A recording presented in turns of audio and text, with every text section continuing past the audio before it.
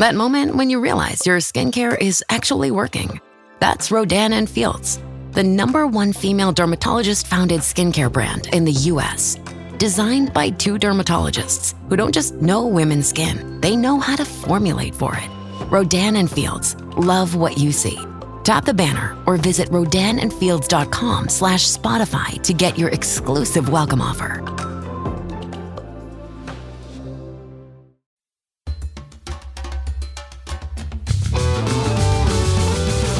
Hey everyone, I'm Dr. Allison, and I'm so glad you're here to discover what brings out the best of you. This podcast is all about breaking free from painful patterns, mending the past, and discovering our true selves in God. I can't wait to get started as we learn together how to become the best version of who we are with God's help. Hey everyone, and welcome back to this week's episode of the Best of You podcast. Before we dive in, I just wanted to take a moment to thank you. Several of you have left reviews of the podcast recently, and it truly means the world to me. So much heart and effort goes into creating this podcast, and hearing how it's encouraging you personally is truly what keeps me going. SH2 Rose wrote, I like Dr. Cook's perspectives from the psychological and spiritual side of issues. Her vulnerability is an asset as a show host. Wow. Thank you for that. It's hard to be vulnerable, and I appreciate that encouragement.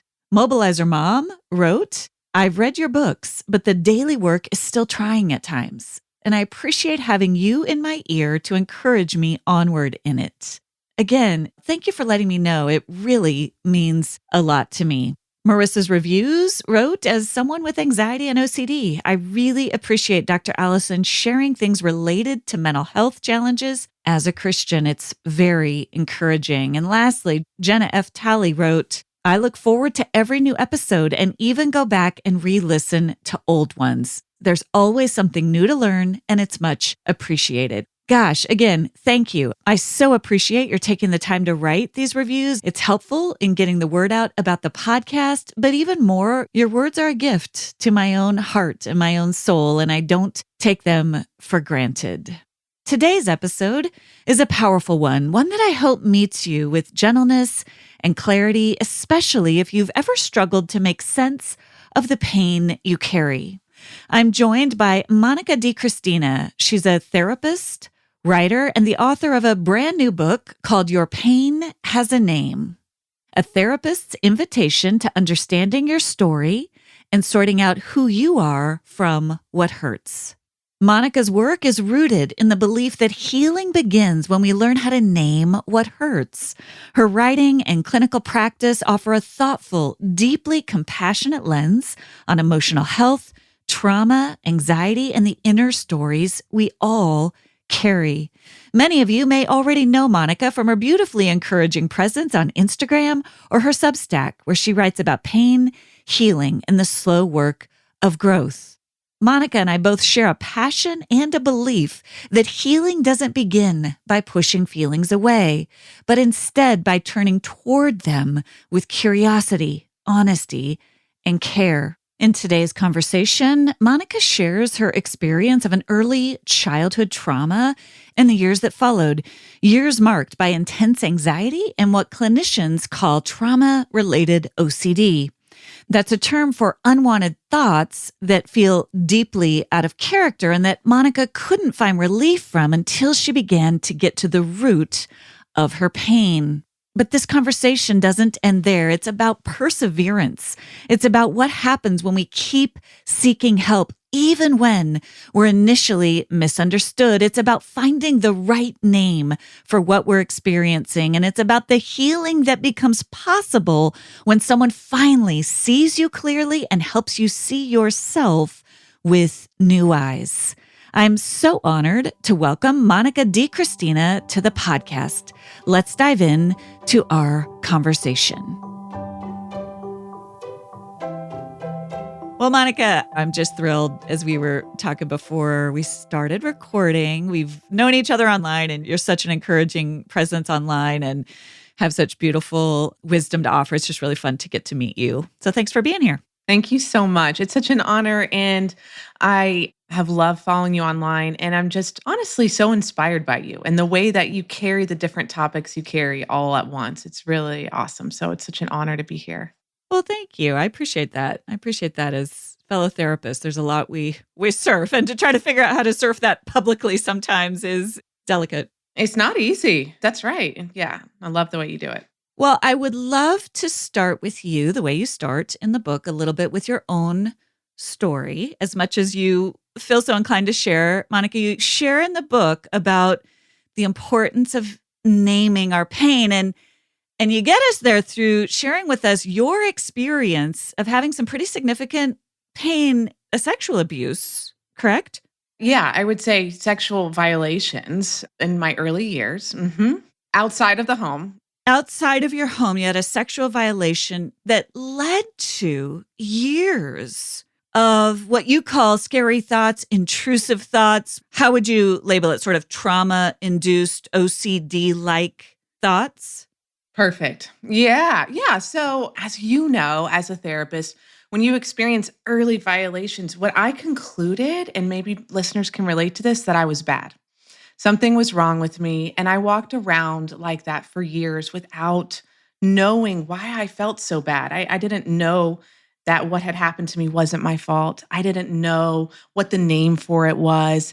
And so walking around with that and hitting adolescence and hearing other things going on in family history or in the world, I developed a pretty intense anxiety disorder, which specifically, like you said, I would say was trauma induced OCD. And a lot of us think about OCD like washing your hands or things like that. I didn't struggle with that. I struggled with something that's even more shameful to talk about for so many people, which is intrusive thoughts, which is scary, violent thoughts that just assaulted my brain. And I had no idea what was happening. No one's talking about this at a sleepover. My parents loved me and they wanted to care for me, but they just thought, what is happening? And just, told me not to worry. They did their best, right? As many parents of my generation did. It was just a different time in mental health. Yeah, so you were telling them about these thoughts. I did after a while. Yeah, I was so desperate, that I got over the embarrassment and over the shame and told them, and nobody knew what to do with it. Nobody knew what was going on with me. And I hear this from friends, from clients. It's not uncommon that when you've been through something your body registers as traumatic and you don't know how to process it, that your thoughts just start grabbing onto things. You describe it like it was like living in a horror movie when these thoughts start to play through your mind. Imagine the worst thought that has ever popped into your mind. And then imagine it never goes away, but repeats on a loop and grows limbs. It just takes on a life of its own. And this was most of your teen years and into college that this was happening to you. Yeah, absolutely. And like many people, I put on a good front. I white knuckled my way through performing, through making good grades, through going to college. But all the while, I was literally caving in inside and desperate to figure out what was wrong. And so I started going to any source that I knew. And it was right around that time that I found my faith and started going to altar calls or to any pastor that would listen and any small group or leader that would listen and confessing all of these scary thoughts I was happening. And you can imagine even people who wanted to help might have thought, what's going on? Right? It's so interesting that you use that word confessing, as if you felt like you were doing something wrong by having the thoughts. I did. And that's one of the reasons why I'm so passionate about mental health and about naming pain is because I didn't know any different. Now, of course, I know different. This is decades ago now, but I didn't know any different then. And I think a lot of people think they are their thoughts. They are their depression. They are their anxiety. They do feel the need to sort of fess up to it or, confess it when it really isn't something you're doing wrong. It's something that's happening in you or to you. So let's talk about what happened, because this went on for a while where you're trying to get help through confessing. You go see a pastor. Yeah, I did. I was 16 years old, so I'm driving and I went to see this pastor who was kind enough to meet with me. And I think out of precaution for meeting with a young girl by himself, he left the door open with the secretary across the hall. It was evening time. And as I began to tell him, this is what I'm struggling with. This is what's going on. I have all these scary thoughts and I'm worried about it. I feel like I'm bad. He shushed me with a really loud shh. As an adult now, I know he was trying to protect me, I think. I think he was trying to protect me from the secretary overhearing what I was talking to him about. But the experience in my body was a magnification of the shame I was already feeling, which was, shh, this is not something you want to tell people. This is not something you want to talk about. And he had no idea what to do with me either. And sent me on my way. He was kind. I think he did the best he could, but he sent me on my way. It's such an interesting the way that you describe that, right? That his intentions may well have been noble. And even then, you call it and you and I share this emphasis on naming. There's a misnaming there that this is something to keep quiet. This is something shameful that contributed to what was already the shame already festering inside of you. That's right. Even if your story is nothing like mine, if you're trying to get help with something and you run into someone who doesn't understand what's going on, doesn't have the name for it, you often leave feeling more ashamed. 100%. It's one of the reasons it's hard for me sometimes, this emphasis on healing happens in relationships, which I know is true. And also when we're reaching out for support, so often when we're struggling with something like you're describing, even the best of people, let alone the worst of people who are actually trying to shame us, which also happens, even the best of people can mishear us, missee us, misname what's happening. And that's not always reliable. And it's tricky, especially when you're young and you're trying to figure it out and you're trying to figure out who to trust. And you definitely don't trust yourself. It's really tricky. So you go on to say you had a friend, I think it's in college. Yeah. This is really where it gets interesting. You were very perseverant, Monica, in your story. And you'd been telling this friend, and she didn't know how to help you, but maybe part of her genius was she knew what she didn't know. And she kept trying to help you find someone who could help you. So tell us how that played out. Yeah. I mean, before I tell that story, I really want to add to what you said that part of her genius was she knew what she didn't know. This is one of the best ways we can love one another is when we are willing to admit our limitations. We are willing to say to someone, I don't know what's happening. I don't know how to help you, but I care about you and I'm going to stick with you until you find out what it is. And that is life-changing in relationship, right? Whether you're a pastor, whether you're a therapist, how many times do we say to our clients, I'm not sure what's happening, but I'm going to stick with you. Whether you're a pastor, whether you're a parent, whether you're a friend, because we're not moving into the misnaming. We're saying, I'm with you. We don't have to get it right. That's right. Yes. And so this dear friend took me to go see our pastor. We were going to this church in college and, the church, as many church plants are, was still meeting in a trailer. So it was this sort of gravel parking lot and we're walking up and the squeaky door in this tiny little space that we're sitting down and we begin to spill my story. Our working theory was that maybe these thoughts weren't mine. Maybe they were something spiritual happening. And this pastor just kind of leaned back, in his chair. And I know that he wasn't sitting above us, but that's what it felt like. Like he was sitting above us and began to preach down that no, there's no way. And what felt like condemned me to sole ownership of these thoughts. Now, of course, these are my thoughts. I've learned more about anxiety disorders. But what was the most difficult about that is there was no curiosity. There was no compassion. He didn't look at these two young women and say, are you okay? Do you need help? Can I help you find some help? He gave us a sermon instead about what he believed. And we walked back to her little car in the parking lot. And as I had felt before, I felt even more shame and even more alone. The more times we go to people who aren't willing to say, I don't know, but I care and I'm going to help you find out, the more it stacks that we start to feel, gosh, maybe I am the problem. He was shooting down your working theory that it was spiritual. And instead, where was he locating the problem? He was locating the problem as, he didn't say sin, but it was as a me problem. There was an implication of that. Okay, so again, you're perseverant. I mean, I was amazed reading this. I'm like, my goodness, at some point I would have just locked this up behind a brick wall and not told anybody for another 15 years. You kept seeking out what is happening, what is happening. It's really a neat part of your personality. I imagine there are times that part of you might Wear me out. Yeah. Gosh, I feel so seen by you saying that. Thank you. I think sometimes when we're hurting, even if we run into walls over and over again, we're just so desperate. And what I believed about my faith, I believed God wanted to help me. I believed that. I really did. That's part of what gave me the courage to keep going and to keep looking for help, was because the God that I had met cared. The God that I had met, I knew wanted to help me, but I just couldn't find that help yet.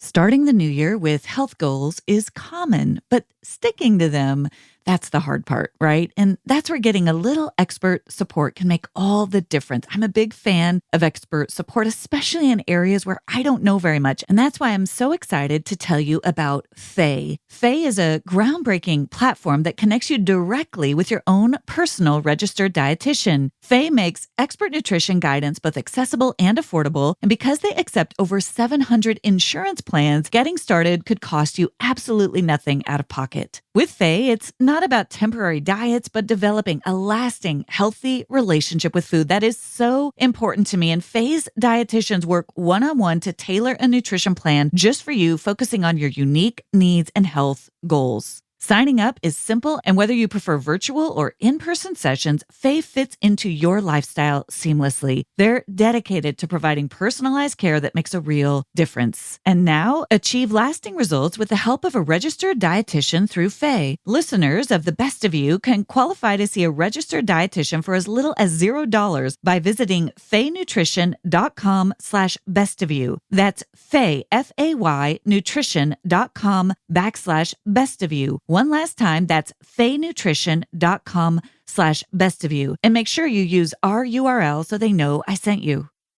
Once the temperatures started rising, I realized I was back in the same worn-out rotation. Same t-shirt, same shorts, same everything. So I gave my daily uniform a little summer glow-up with Quince. Their pieces are easy, elevated, and somehow make me feel more put together without even trying. I picked up a pair of their linen shorts, a breezy linen dress, and the Italian leather platform sandals, and I'm honestly blown away. The quality feels so high-end, but the prices are unbelievably reasonable. We're talking luxe swimwear and linen staples starting at just $30. I loved their 100% European linen button front dress so much, I bought it in 3 different colors. It's that perfect mix of stylish and effortless. I'll throw it on for work, then keep it on for errands or a casual dinner. It's comfortable, breathable, and just works for everything. Treat your closet to a little summer glow up with Quince. Go to quince.com/bestofyou for free shipping on your order and 365-day returns. That's QUINCE.com/bestofyou to get free shipping and 365-day returns. Quince.com/bestofyou.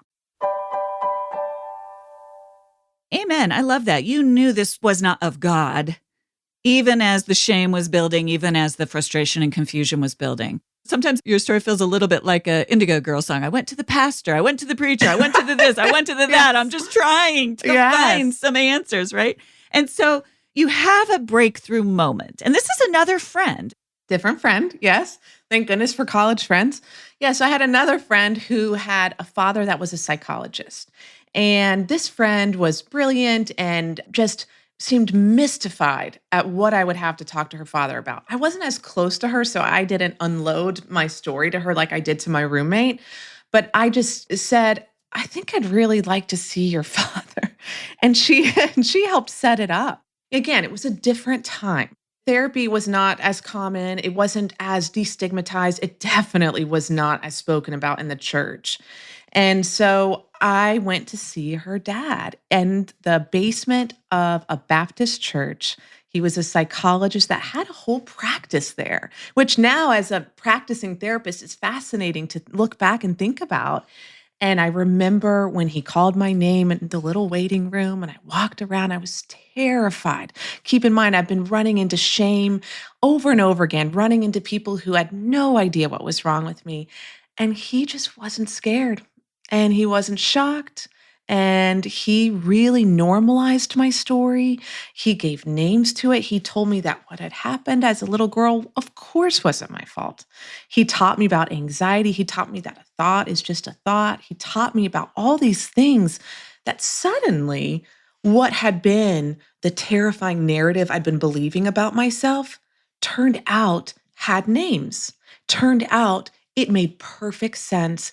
And I wasn't as bad, quote unquote, in that shameful way as I had feared. I'd had some hard things happen.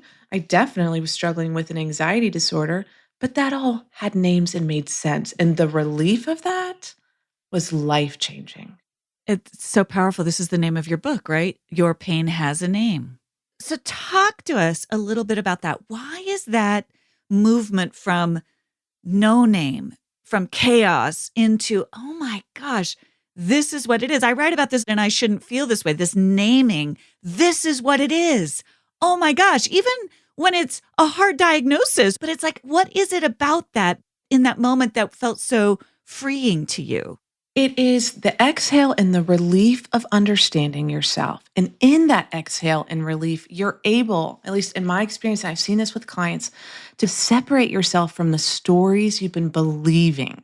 And you can't do that until you accurately name something, right? You have to remember, I was walking around believing I'm bad and I'm terrible. And these thoughts are really me and really come from my motivations, right? But being able to name that, all of a sudden, all those scary stories I thought about myself weren't true. And I think that when we're able to define, put boundaries around, identify pain, then we're really able to understand it, to separate our true identity from it, and to find what we need to feel better. It's so true. It really is. It's Dan Siegel's work in neurobiology of naming is taming. It really is. There's something about it that goes, okay, I now can figure out what to do with this. And in your case, Monica, it seems like it led you into a whole new trajectory, including your current work. Is that right? Yeah, absolutely. That it was so transformative for me to meet with that psychologist, Dr. Barnes, that I thought if I can do anything in my life, it would be to help bring people relief. Like he brought me relief. He didn't solve what had happened to me. It's not a magic wand, but he helped me name it. And so that is when I decided to become a therapist. Was that early on in my early 20s. I want to help people who don't know what's wrong. I want to help people who feel stuck. And so there is a name for that experience that you had with them. You talk about it in the book. It's called a corrective emotional experience. It's a great word, but it is, again, a helpful naming of a positive thing that happens. What's happening in that corrective emotional experience? Yes. And this is a good therapy term that we use a lot, which just means that you're having an experience that almost redeems and repairs previous ones. So that instead of going to him and getting dismissed, I went to him and I found answers. And I found also normalization and acceptance and knowledge. And so a corrective emotional experience can be something like that, or it can be something relationally where something that didn't feel good had happened before, and then you have a similar experience and it feels so much better. It feels healing. Yeah, because you'd had all those other examples of going to a male expert, authority, whatever, and having a really painful experience. And that's what I'll say to people, man, one of those healing encounters, I've had them in my own life in different areas, not just in therapy, where someone kind of undoes the pain of the past through just one moment of, oh my gosh. And it is a little bit of the, I'm not crazy. What was happening over there was not okay. And my body was reacting to it because it wasn't okay. And now that this has happened, and this is what I so long for, what I do believe is true and good and healing, and what actually is what I needed, oh my gosh, I'm not crazy. And I wasn't crazy for feeling that way. And now this reveals to me that, oh, this is what I needed all along. This is what I hoped for all along. It's very powerful. Absolutely. It is very powerful. It can be transformative and it has an element of validation, where someone sees you and someone sees what you've been through and someone has enough experience, wisdom, or knowledge to name what you've been going through with you or for you, right? And that there's that relief. Gosh, I'm not crazy. Therefore, it's not in me. I want to, Monica, switch gears for just a second into some questions I have for you as an expert, as a therapist, specifically about the nature of your intrusive thoughts, because it's not that uncommon. Now, a full-blown diagnosis of OCD is a very different thing. We did a whole episode on that with therapist Ryan Kuja, who talked us through a lot of that. And you can go back and listen to that episode for those of you who are interested. There's different forms, though, of intrusive thoughts, and especially if there's been a wound, especially if there's been a trauma that's gone unnamed, it is one of the ways that at times our brain will kind of cue us to something's happened. And it's like a little kid just desperate to get your attention in those thoughts, but it's very disruptive and very disorienting if you don't know what that is. Could you share with us a little bit from your expertise about how you understand what was happening in your mind and in the minds of clients who deal with this? The official term that we would use is ego dystonic intrusive thoughts. Ego dystonic means it goes against your values. It goes against who you are, what you want, what you believe. And when you have these sort of intrusive thoughts that are fueled by an anxiety disorder or fueled by trauma, they often are ego dystonic in nature, meaning that there's something that would scare you or that you would never do in real life.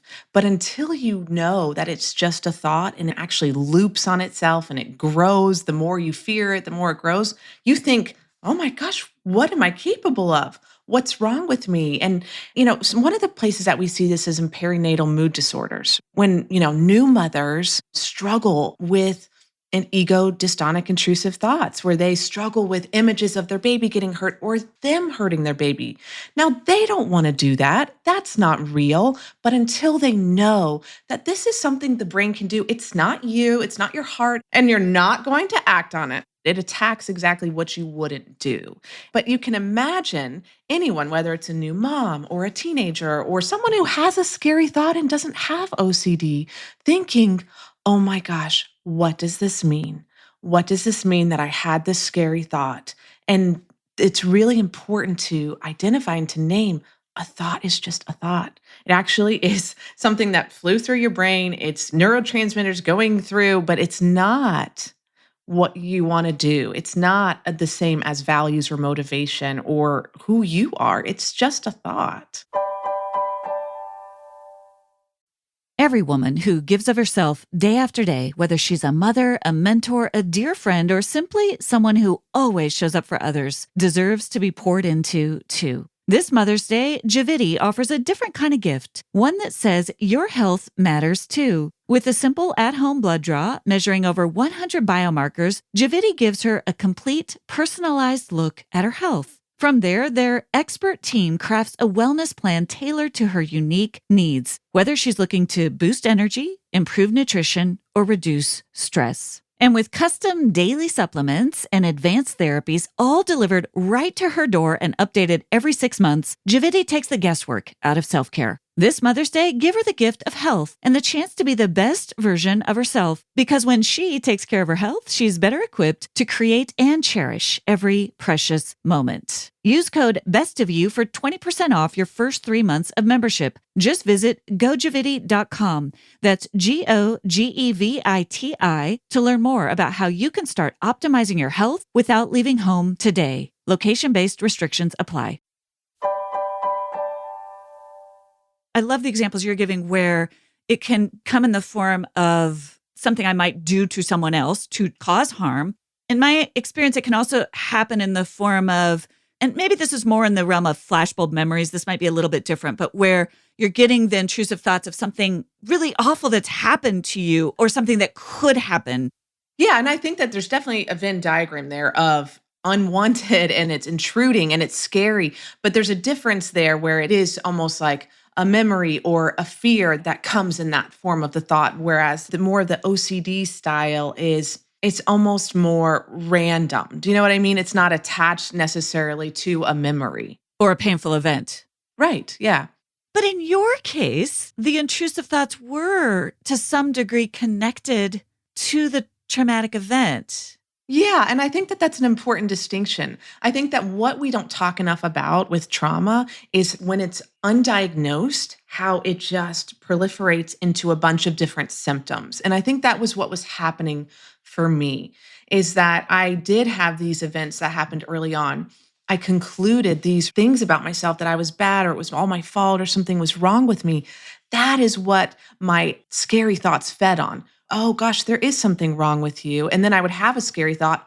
Well, that confirms it. And then I'd have another scary thought. And so it definitely was tied for me to that. But there are incidents for sure of people having intrusive thoughts or scary thoughts that don't have a trauma history, right? Anxiety is a very multifaceted thing. That's right. Well, and your example of postnatal is a great example of actually something wonderful has happened. The chemistry of the body is just doing such that it's just creating these thoughts that are really out of nowhere. That's right. And they do. They come out of nowhere. And that's part of what's scary about those kind of thoughts, is that oftentimes people have never had them before and they don't know what to do with them. So I love this naming of scary thoughts. For the listener who's had experiences of that particular naming of this ego dystonic OCD or this scary thoughts, how would you encourage the listener? I would first encourage them by normalizing it. If you look at the research, it is remarkable how common this is. So one of the scariest, most shameful part is that, oh my gosh, something's wrong with me. No one else has ever felt this or thought this. And I've got news for you. They certainly have. And so many of them have, myself included. So I would first just normalize it. And second is, part of the lie that comes with that is that there's something wrong with you. There's nothing wrong with you. Your brain is firing in ways that is creating some suffering and fear for you, but there's nothing actually wrong with you. And then the third is that you're not your thoughts. I mean, if I told you right now to think about pink elephants, well, I bet you just thought about a pink elephant, right? It's just a thought. And it's really important and freeing once you begin to separate yourself from those thoughts. And my guess is, if you're someone who struggles with that, there's a flip side of that sort of creative thought process that is also very enlivening. There's the part of you that kind of can come up with these dark, intrusive thoughts that is not wanted. Also, my guess is there's a flip side to that. Yes, this is anecdotal, so it's not research-based, but anecdotally, my experience of people that struggle with anxiety or scary thoughts are often so creative. They often have incredible imaginations, right? And it is like the flip side of that. So to broaden this conversation out, tell us a little bit about what you're hoping to do with the book, with Your Pain Has a Name. Yeah, I start the book with my story to kind of, as we would say, go first, to let you know you're not the only one who's had something or felt embarrassed about something, and we can talk about hard things and we can name them. But it isn't a book about OCD or intrusive thoughts. It's really a book about pain. And I have found that so much of the research we read, the amazing books we read, are really naming things. And it's so important to name things, because once we begin to name what hurts or doesn't feel good, we're already 3 steps closer to separating ourselves from that pain or from the false stories it's told about us, right? Because your pain might be a critical upbringing, right? Where it was never good enough, you were never good enough, and you've walked around carrying the ghost of that all your life. And being able to name that pain accurately is going to be a really important step for you getting free from that and remembering or returning to who you actually are. So my hope is really to help people, as they name their pain, to be able to come closer to who God made them to be. Pain often gets us very lost, and especially when it's undefined. Once we define it, we can find our way back home.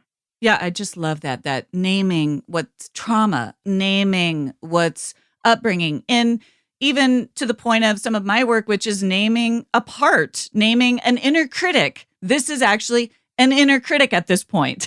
That can be part of the journey. And or at points, naming what is spiritual.